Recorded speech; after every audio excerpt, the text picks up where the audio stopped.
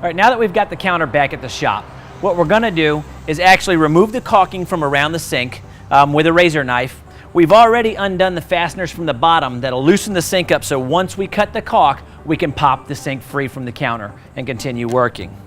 You wanna make sure you've got a flexible blade when doing this so you can slide it underneath, apply a little bit of pressure,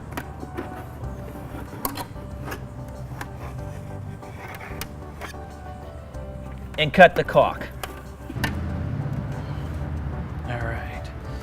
The next thing you're going to want to do is take a flat scraper or a putty knife and remove any of the excess caulk.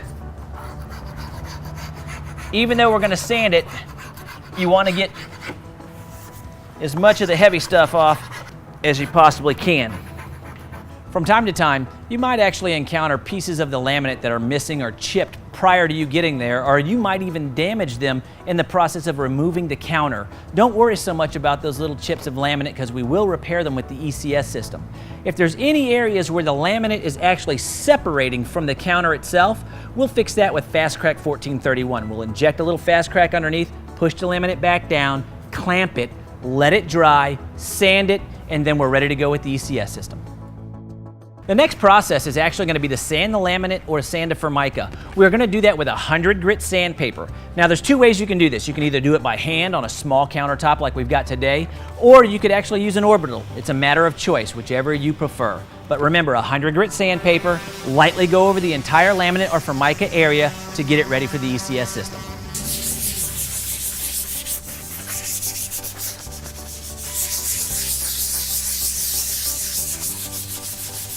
It's always a good idea to wipe the counter down or the laminate surface with a little denatured alcohol after you've sanded or abraded it. This removes any oils or soaps that might be left on the counter. One of the things you're going to want to make sure you do prior to transporting the countertop from the customer's house to where you're going to be working on it is support the counter.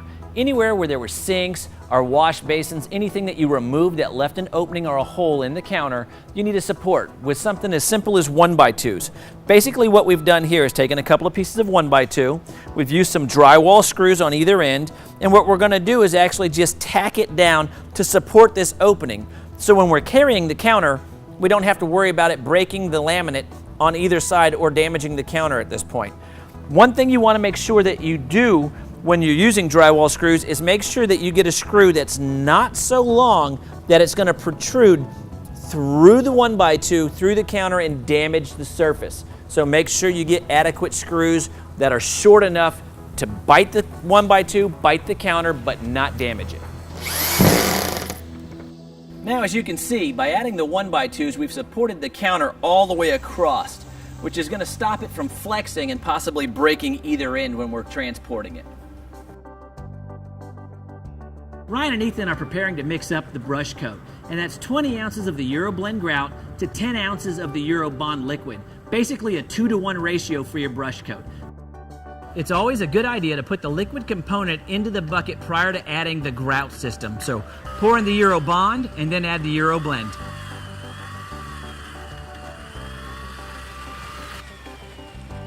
If you notice, when Ryan and Ethan were mixing this bucket up, even though it's a small amount, they didn't hand mix it.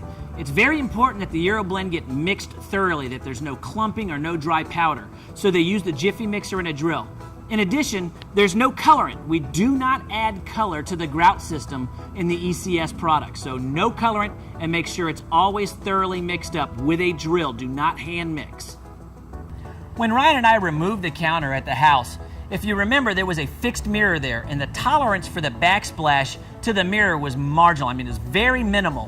What we want to do is actually, if you look on the bottom where there is no Formica, there's just particle board, or in some cases it'll actually be plywood.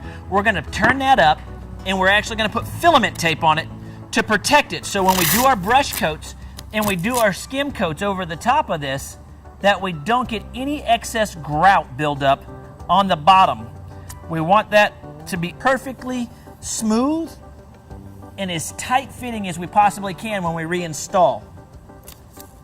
So on the bottom, anywhere where there's not Formica, that we know that tolerance was tight, we want to actually tape it up. If you notice, Ryan's got a very inexpensive 3-inch paintbrush that you can pick up at most hardware stores. When you're putting the brush coat on, You want to put the brush coat on with long strokes. Don't do short strokes. You want to do long strokes as long as you can. As you watch, Ryan and Ethan are going to coat the counter, and as they're applying the product, they don't cover the counter 100% to the point that you can't see the Formica.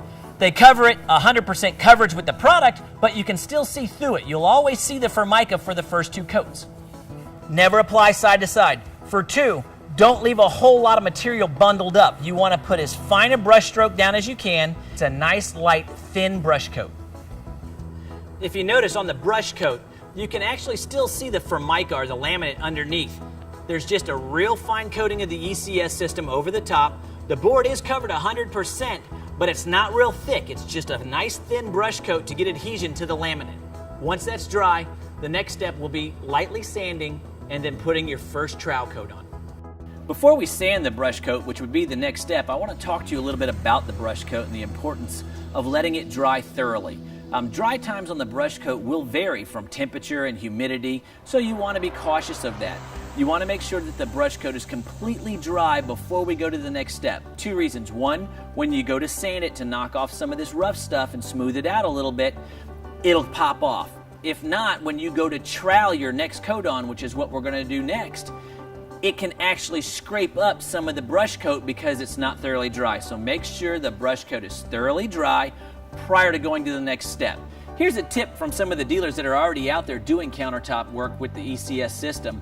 One of the things they're doing to speed up the dry time is they're using inexpensive heat lamps. That's right, inexpensive heat lamps on post, hanging them over the counters to accelerate the dry time so they can get to the next process quicker. That was a great tip sent in by one of the dealers. So remember, if you've got a good tip, feel free to give us a call and share it with us here at CTI so we can get it to the rest of the dealers in the field. Sanding your brush coat is going to be our next step. When applying the brush coat, remember we said to go in long strokes with the paintbrush. It's going to leave some grains going back and forth. And when I say sanding, I don't mean removing all the grains from the paintbrush. I mean removing a lot of these high spots, inconsistent spots, or the blobs that were left. The one thing I want to make sure everybody understands is it's always good to use hand sandpaper right along the edge of your counter. With it being a rounded edge, the product gets removed very quickly with any kind of abrasive on those points. So doing it by hand is much better than using an actual orbital sander to do the job.